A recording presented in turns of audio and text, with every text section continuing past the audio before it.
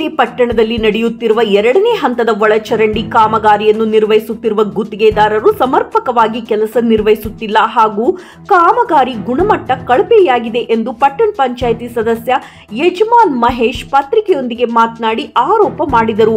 ಪಟ್ಟಣದ ರಸ್ತೆಗಳಲ್ಲಿ ಮ್ಯಾನ್ ಹೋಲ್ಗಳ ಗುಂಡಿ ತೆಗೆದು ಮುಚ್ಚದೆ ಹಾಗೆ ಬಿಟ್ಟಿರುವುದು ಹಲವಾರು ಅಪಘಾತಗಳಿಗೆ ಕಾರಣವಾಗುತ್ತಿರುವುದರಿಂದ ಇದರ ಜವಾಬ್ದಾರಿಯನ್ನ ಹೊರುವವರು ಯಾರು ಎಂದು ಪ್ರಶ್ನಿಸಿ ಸಾರ್ವಜನಿಕರಿಗೆ ತುಂಬಾ ತೊಂದರೆಯಾಗುತ್ತಿದೆ, ಕ್ರಮಬದ್ಧವಾಗಿ ಕೆಲಸ ನಿರ್ವಹಿಸುತ್ತಿಲ್ಲ, ಕೂಡಲೇ ಸಂಬಂಧಪಟ್ಟ ಅಧಿಕಾರಿಗಳು, ಜಿಲ್ಲಾಧಿಕಾರಿಗಳು, ಸಚಿವರು ಇಂತಹ ಗುತ್ತಿಗೆದಾರರ ವಿರುದ್ಧ ಕ್ರಮ ಜರುಗಿಸಿ ಎಂದು ಸಾರ್ವಜನಿಕರ ಪರವಾಗಿ ಮನವಿ ಮಾಡಿಕೊಳ್ಳುತ್ತೇನೆ ಎಂದರು.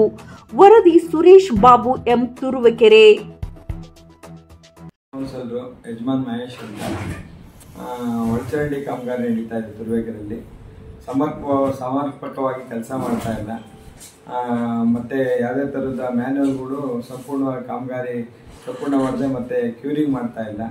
ಮತ್ತು ರಸ್ತೆಗಳನ್ನ ಅಗ್ಬಿಟ್ಟು ಹಾಗೆ ಬಿಟ್ಟಿದ್ದಾರೆ. ಮೊನ್ನೆ ಕೃಷ್ಣ ಥಿಯೇಟರ್ ರೋಡಲ್ಲಿ ಒಬ್ಬ ಬೈಕಲ್ಲಿ ಬಿಟ್ಟು ಕಾಲು ಮಾಡ್ಕೊಂಡಿದ್ದಾನೆ. ಸಾರ್ವಜನಿಕರಿಗೆ ತುಂಬ ತೊಂದರೆ ಆಗ್ತಾ ಇದೆ.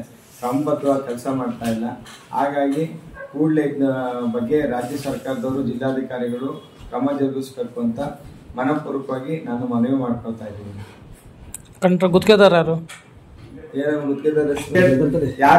ಯಾರು ಕಾಂಟ್ರಾಕ್ಟ್ ಮಾಡ್ತಿದ್ದಾರೆ, ಒಳಚರಂಡಿ ಕಾಂಟ್ರಾಕ್ಟ್ ಯಾರು ಮಾಡ್ತಾ ಇದ್ದಾರೆ, ಅವರ ವಿರುದ್ಧ ಸೂಕ್ತ ಕ್ರಮ ಜರುಗಿಸಬೇಕು ಅಂತ ಈ ಮೂಲಕ ತಮ್ಮಲ್ಲಿ ಮನವಿ ಮಾಡ್ಕೊಳ್ತಾ ಇದ್ದೀನಿ. ಜಿಲ್ಲಾಧಿಕಾರಿಗಳು ಮತ್ತು ಪೌರಾಡಳಿತ ಸಚಿವರಿಗೆ ನನ್ನ ಮನವಿ ಮಾಡ್ಕೊಳ್ತಾ ಇದ್ದೀನಿ.